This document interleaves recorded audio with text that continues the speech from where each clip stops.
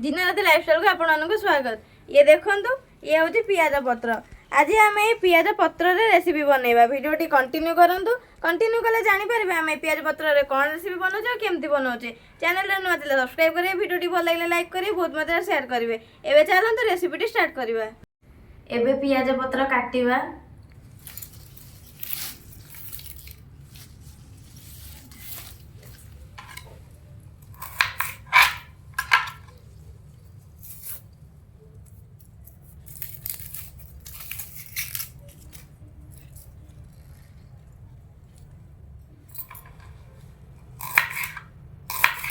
एबे एमती पूरा छोट छोट करी काटी दवा।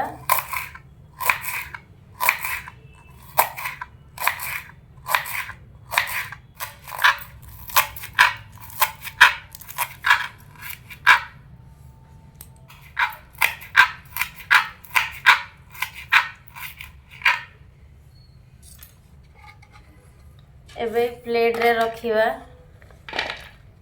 यही भाई प्रोसेसिंग रे आउ जो तक रहा सब तक काटिदबा। ए पियाज पत्र कटा सरीगला, गोटे आलू काटिदबा।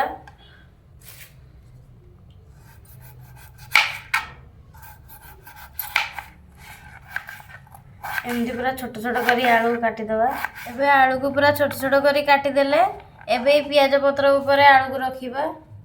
एबे कटा पियाज पत्र और कटा आलू को पूरा भलसे धोईदबा।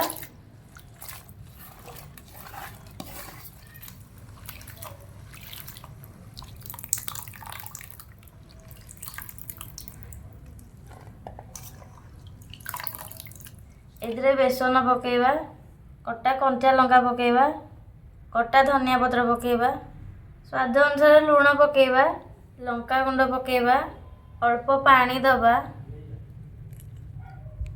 एबे पूरा भलसे गोलेइबा।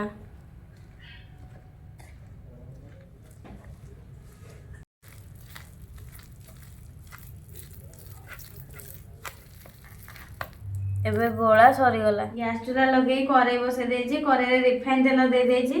तेल भी गरम हो गलानी। एबे छाणीबा।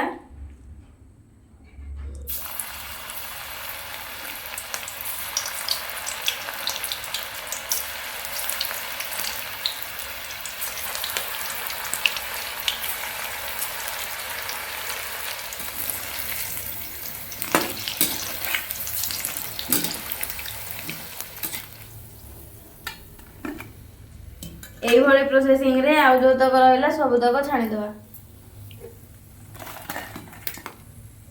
एबे सब तक छणा सरीगला। ठंडा ठंडा पाग को गरम गरम पियाज पत्र पकुड़ी पूरा रेडी होईगला। देखंतु केते बढ़िया देखा जाउछ आ पूरा क्रिस्पी भी होईची।